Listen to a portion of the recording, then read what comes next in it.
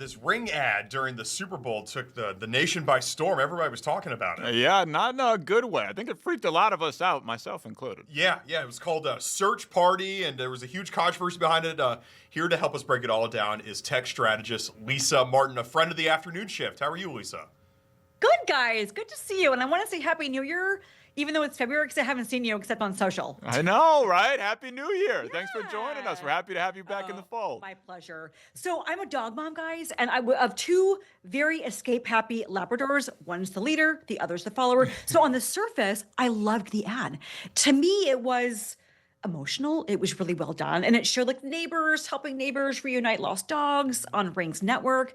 But for a lot of viewers, you guys alluded to this yourselves, they were like, hold on. This isn't really about dogs.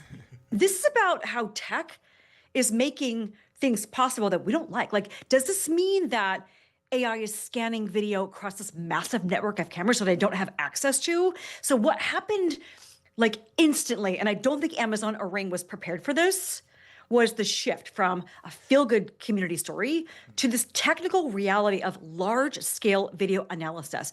That's where people started getting really uncomfortable. So I think what happened unintentionally was that the ad normalized something really powerful without the company really explaining it up front. Like, what does it mean for you as a user and your privacy?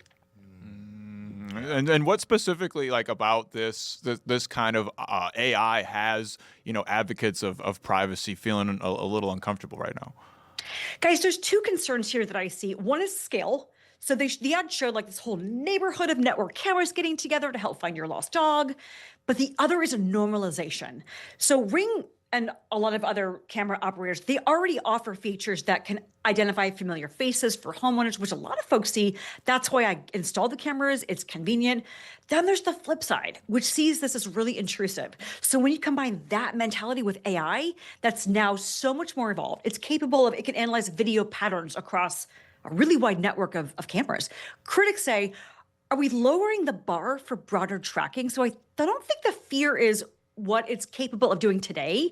I think it's how comfortable are we with these powerful identification tools that are just becoming part of our everyday lives without us knowing and without really clear limits or transparency from the device owners.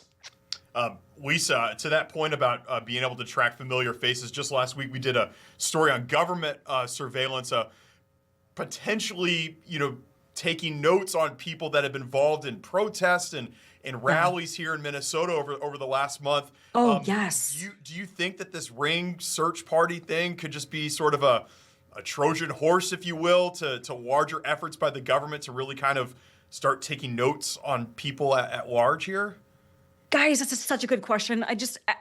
With where we are, I don't think it's out of the realm of possibility. Amazon came back in a reactive mode, and they should have been proactive with this with their marketing team and said, okay, search party, this is literally designed to help reunite people with dogs. Mm-hmm. This is not about processing human biometrics. And they said there's privacy controls. People were like, hang on. But what we do know from a law enforcement perspective, to your point, Adam, is Ring is formalizing a way, and this is just one camera company, for police to more easily request footage via third-party tools. We know that Ring has a new partnership with Flock Safety, for example. They say sharing of data is opt-in for individual owners, but critics say, does this further integrate Ring, for example, into law enforcement evidence gathering? And does this, without our consent, expand this broader surveillance ecosystem? And kind of off the back of that, Lisa, we saw smart cameras play a pivotal role in the case that's kind of taken the nation's attention over the last week or so. Nancy Guthrie's mother being kidnapped and held for ransom, and we kind of saw the role of smart cameras in that. And it sounded like from Kash Patel's tweet that they didn't think that they had access to such information. Could you kind of go into the smart camera's role and what did he mean by that? Yeah, and this is so significant. I couldn't figure out for the last, the first 10 days, how do they not have any data? Well, Nancy Guthrie had no active cloud subscription. So law enforcement originally and erroneously thought the footage is gone. But what we now know as of only 2 days ago was that some data was already transmitted to back-end servers before the camera was removed.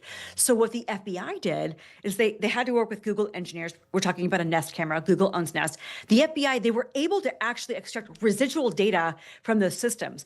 But it just shows it's so complicated and how sophisticated digital forensics has become, but also how we have to think now, connected devices, they can generate evidence beyond what we know they're storing. And that transparency and knowledge has got to be as important as the innovation itself. Lisa, right at the top, you said that when you first saw the ad, you really liked it as a dog owner. And I know that there's probably others out there. And obviously, it's become very polarizing, this ad. Yeah.